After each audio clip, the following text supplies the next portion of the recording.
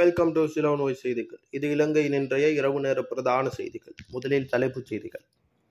பரபரப்பாகும் தென்னிலங்கை அரசியல். அடுத்த வாரம் நாமல் கைது. அதிகளவான மருந்துகளுடன் சிக்கிய 29 வயது பெண் சந்தேகத்தில் போலீசார். போலி கடவுச்சீட்டுகளை பெற்ற 2 சந்தேக நபர்கள் கைது. வரலாற்று சிறப்புமிக்க முருகன் ஆலய சூழலில் முளைத்த புத்தர் சிலை வெடித்த சர்ச்சை. ஸ்ரீலங்கா முஸ்லிம் காங்கிரசின் அடுத்த தலைமை குறித்து ரவுப் ஹக்கீம் வெளிப்படை. பெருந்தொகை பணத்துடன் வீதியில் கிடந்த பை பாடசாலை மாணவியின் நெகிழ்ச்சியான செயல். தமிழ் அரசியல் கட்சி தலைவர்களிடம் தமிழ் ராஜபக்சர்கள் கவலை தெரிவித்துள்ள பிமல். கிழக்கு மாகாண முதலமைச்சர் வேட்பாளராக அதாவுல்லா தலைவர்களின் கூட்டு சந்திப்பில் இணக்கம். கூட்டணியும் முன்னாள் ஜனாதிபதிகளின் வாரிசுகள். கொழும்பு நினைவேந்தலில் குழப்பம் விளைவித்தவர்களால் மீண்டும் பதற்றம். இனி விரிவான செய்திகள். பரபரப்பாகும் தென்னிலங்கை அரசியல். அடுத்த வாரம் நாமல் கைது. கிறிஸ் பரிவர்த்தனை தொடர்பில் தான் அடுத்த வாரம் கைது செய்யப்படுவேன் என நாடாளுமன்ற உறுப்பினர் நாமல் ராஜபக்ச தெரிவித்துள்ளார். முன்னாள் அமைச்சர்களான கெஹலிய ரம்புக்வெல்ல மற்றும் மகிந்த ஆனந்த அலுத்கமகே ஆகியோரின் நலன் தொடர்பில் விசாரிக்க வெலிக்கடை சிறைச்சாலைக்கு சென்ற போதே அவர் இவ்வாறு தெரிவித்துள்ளார். இது தொடர்பில் கருத்து தெரிவித்த நாமல் ராஜபக்ச அடுத்த வாரம் தன்னை கைது செய்ய தயாராக இருப்பதாக தகவல்கள் வெளியாக இருக்கின்றது. கிறிஸ் பரிவர்த்தனை ஒப்பந்தம் தொடர்பான போலியான ஆதாரங்களை உருவாக்கி தன்னை கைது செய்ய தயாராகி வருகின்றனர். அதன்படி அடுத்த வாரம் முதல் அவர்களுடன் தான் இணைய வாய்ப்புள்ளது என நாமல் ராஜபக்ச தெரிவித்துள்ளார். தமிழ் அரசியல்வாதிகளுக்குள் ராஜபக்சர்கள் கவலை தெரிவித்துள்ள பிமல். உள்ளூராட்சி மன்ற தேர்தலின் போது பாரம்பரியமான தமிழ் அரசியல் கட்சி தலைவர்களிடம் தமிழ் ராஜபக்சர்களை கண்டதாக அமைச்சர் பிமல் ரத்நாயக்க தெரிவித்துள்ளார். தமிழ் ராஜபக்சர்கள் தோற்றம் பெறுவார்கள் என்று ஒருபோதும் நினைக்கவில்லை. இது கவலைக்குரியது என அவர் குறிப்பிட்டுள்ளார். ஊடகம் ஒன்றில் இடம்பெற்ற கலந்துரையாடலில் வைத்து அவர் இந்த விடயத்தை குறிப்பிட்டுள்ளார்.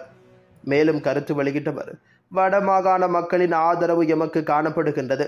இது ஆரம்பத்தின் முதல் வெற்றியாகும். வடக்கில் பலமான அரசியலுக்கான அத்திவாரமிட்டுள்ளோம். நல்லிணக்கம் மற்றும் அபிவிருத்திகளை முன்னிலைப்படுத்தி வடக்கு மற்றும் கிழக்கில் செயல்படுவோம்.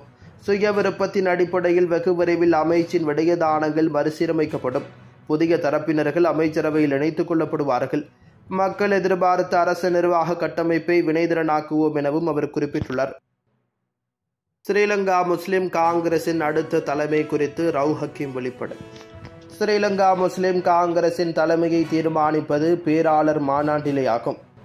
ஆனால் இதுவரையில் அதற்கான எந்த கோரிக்கையும் தற்பொழுது வரை எழவில்லை என ஸ்ரீலங்கா முஸ்லிம் காங்கிரஸ் தலைவர் ரவுப் ஹக்கீம் தெரிவித்துள்ளார். தனியார் ஊடகம் ஒன்றுக்கு வழங்கிய நேர்காணல் ஒன்றின் போதே இந்த விடயத்தை வெளிப்படுத்தியிருக்கின்றார். இது தொடர்பில் மேலும் கருத்து வெளியிட்டவர், ஸ்ரீலங்கா முஸ்லிம் காங்கிரசிலிருந்து ஓரம் கட்டப்பட்டவர்கள் வெளியிலிருந்து கொண்டு எமது கட்சியை பற்றி பேஸ்புக் மூலமாக தவறான விடயங்களை பரப்பிக் கொண்டிருக்கின்றார்கள். எனினும் கட்சியினுடைய தலைமைத்துவ மாற்றம் என்பது அவ்வப்போது நடக்க வேண்டுமாக இருந்தால் அதை செய்வதற்கு நான் தயங்கப் போவதில்லை. என்னை பொறுத்தமட்டில் கட்சிக்கு நான் தலைவராக இருக்க வேண்டும் என்ற விருப்பம் கட்சி அங்கத்தவர்களிடையே இருக்கும் மட்டுமேதான் நான் இதற்கு தலைமை தாங்குவேன். குறிப்பாக எனது காலப்பகுதியில் தலைமைத்துவத்திற்கு தகுதி உள்ளவர்கள் கட்சிக்கு உள்ளேயும் அதேபோல் கட்சிக்கு வெளியேயும் இருக்கின்றார்கள். அவர்கள் அனைவரையும் அடையாளம் கண்டு பயிற்சி அளித்தால் நாளைய தலைவர்களாக உருவாகுவதற்கான வாய்ப்புகள் அதிகம் எனவும் அவர் குறிப்பிட்டுள்ளார். அதிகளவான மருந்துகளுடன் சிக்கிய 29 வயது பெண் சந்தேகத்தில் போலீசார். நேற்று சனிக்கிழமை சிலாபத்தில் அதிகளவான மருந்துகளை வைத்திருந்ததற்காக 29 வயது பெண் ஒருவர் கைது செய்யப்பட்டுள்ளார். போலீசாரின் கூற்றுப்படி சிலாபம் புத்தளம் பிரதான வீதியிலுள்ள தெதிரு ஓயா வீதிக்கு அருகிலுள்ள போலீஸ் சோதனை சாவடியில் வேனோட்டி வந்த பெண் சோதனை செய்யப்பட்டுள்ளார். வாகனத்தை சோதனையிட்ட போது 64 பெட்டிகளில் மருந்து சீட்டு மருந்துகள் இருந்ததை போலீசார் கண்டுபிடித்தனர். அதே நேரத்தில் பெண் ஓட்டுநரால் மருந்துகள் குறித்து சரியாக விளக்கமளிக்க முடியவில்லை. அந்த பெண்ணின் பதிலில் சந்தேகம் ஏற்பட்டதன் அடிப்படையில் அதிகாரிகள் அவரை கைது செய்து மருந்துகளையும் வேனையும் பறிமுதல் செய்திருக்கின்றனர்.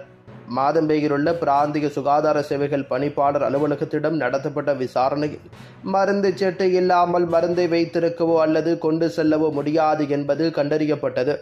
சிலாபம் போலீசார் சம்பவம் குறித்து மேலதிக விசாரணைகளை மேற்கொண்டு வருகின்றனர். கொழும்பு நினைவேந்தலில் குழப்பம் விளைவித்தவர்களால் மீண்டும் பதற்றம்.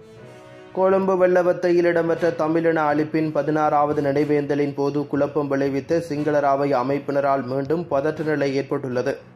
குறித்த அமைப்பினர் நேற்றைய தினம் நீர்கொழும்பில் உள்ள தேசிய கடற்றொழில் ஒத்துழைப்பு இயக்க அமைப்பிற்கு முன்பாக போராட்டம் ஒன்றை முன்னெடுத்துள்ளனர். இதன்போது தமிழீழ விடுதலை புலிகளுக்கு இனி இடமில்லை என்று சிங்களராவை அமைப்பைச் சேர்ந்தவர்கள் தெரிவித்திருக்கின்றார்கள். இதனால் அந்த பகுதியில் குழப்ப நிலை ஏற்பட்டுள்ளதுடன் போலீஸ் பாதுகாப்பு பலப்படுத்தப்பட்டிருந்தது.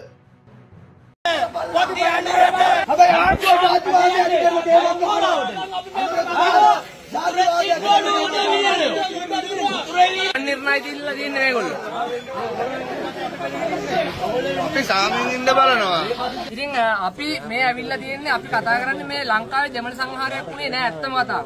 ඕගොල්ලන්ට මේ හැමෝම කියනවා මේ දෙමළ සංහාරයක් කරලා කියලා මේ හරිල්ලා ගේන්න හදන මේ ව්‍යවස්ථා සංශෝධනයට සම්පූර්ණයෙන්ම මේ වෙනකොට මේ වටපිටාව සූදානම් කරලා මුක්තිය දදා බලනවා ලංකාවේ මිනිස්සු මේවට විරෝධතාවය ප්‍රකාශ කරනවද නැද්ද කියලා. ඉතින් මේ තමයි සිංහල මිනිස්සු සංහාරය කරපු ඒවා.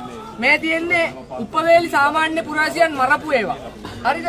මේ තියෙන්නේ අරන්තලාවේ භික්ෂුන් වහන්සේලා ඝාතනය කරපු ඒවා. මේවයි සංහාර කියන්නේ. හරිද? එතකොට ඒ දේවල් කරලා මේ කැපිටි කොල්ලෑවේ බස් බෝම්බ ප්‍රහාර එල්ල කරලා මේ කැපිටි කොල්ලෑවේ බස් බෝම්බ ප්‍රහාර එල්ල කරලා. ඉතින් මේවත් එක්ක බලනකොට සංහාර කරලා තියෙන්නේ අපි නෙවෙයි.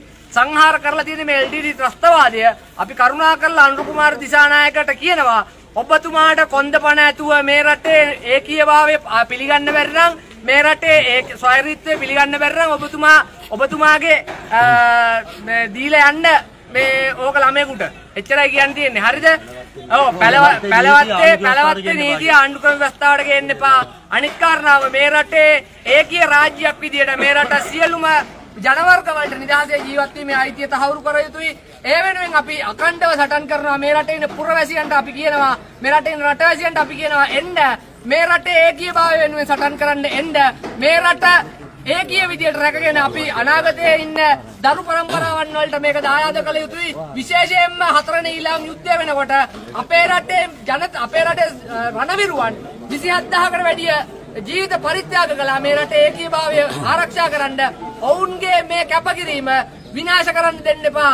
ඔබේ ඡන්දයෙන් ඔබට දැන් මේ වෙනකොට අපි දකිනවා ඔබේ ඡන්දයෙන් මේ වෙනකොට වෙනත් මානයකට ගෙනියනවා. අපි කියනවා අනුර කුමාරට මේ අගමැති හරිව පුළුවන් අයින් කරලා පෙන්නන්න මේ ආණ්ඩුක්‍රම ව්‍යවස්ථා සංශෝධන ගෙනල්ලා මේ රට බෙදන්න හදන හරියට විරුද්ධව එක පියවරක් කරන් පෙන්නන්න කියලා අපි අභියෝග කරනවා අනුර කුමාරට.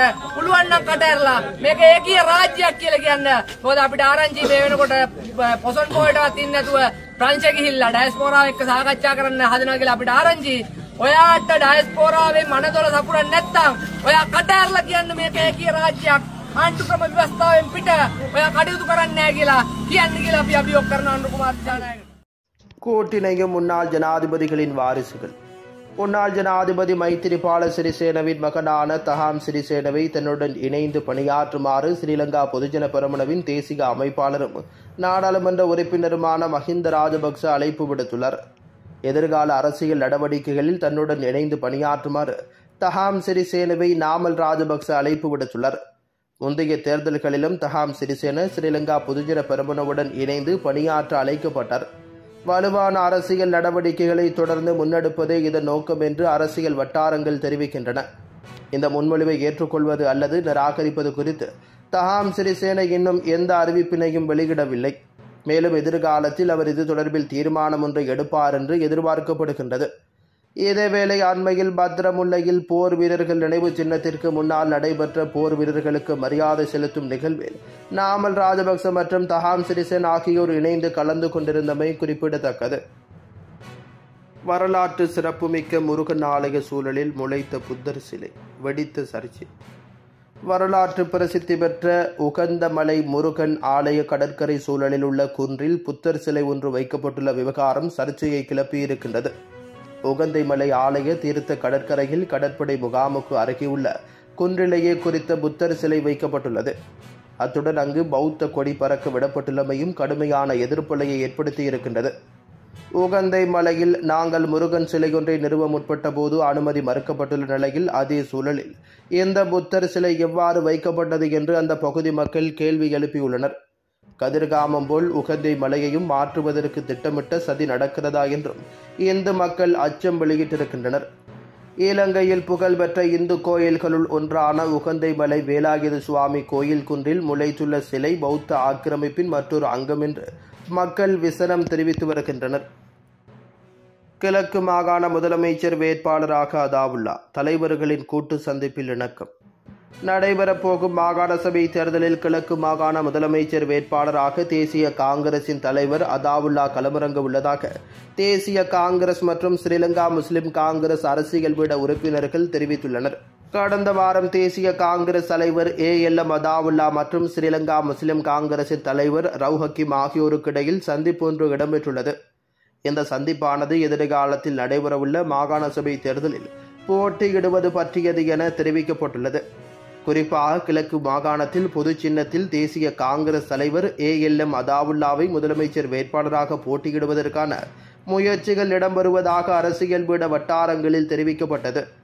இதேவேளை அகில இலங்கை மக்கள் காங்கிரசின் முன்னாள் நாடாளுமன்ற உறுப்பினர் சட்டத்தரணி SMM முஷாரப் ஸ்ரீலங்கா முஸ்லிம் காங்கிரஸில் இணைவது குறித்து பேச்சுவார்த்தைகள் இறுதிக்கட்டத்தில் உள்ளதாக அரசியல் வட்டாரங்களில் தெரிவிக்கப்படுகின்றது.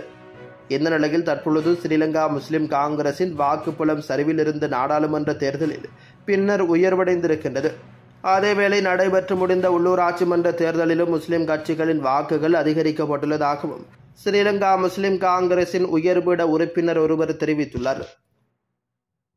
பெருந்தொகை பணத்துடன் வீதியில் கிடந்த பை பாடசாலை மாணவியின் நெகிழ்ச்சியான செயல்பாடு.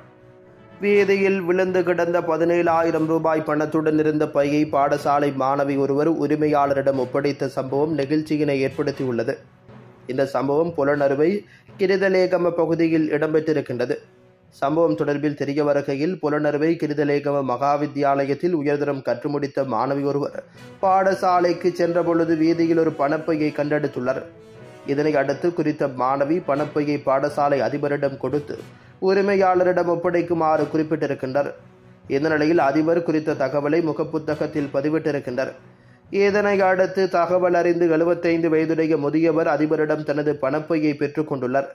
அத்தோடு தனது பணப்பையை பெற்றுக் கொடுத்த பாடசாலை சமூகத்தினருக்கும் மாணவிக்கும் அவரது பெற்றோருக்கும் முதியவர் நன்றியை தெரிவித்துள்ளார்.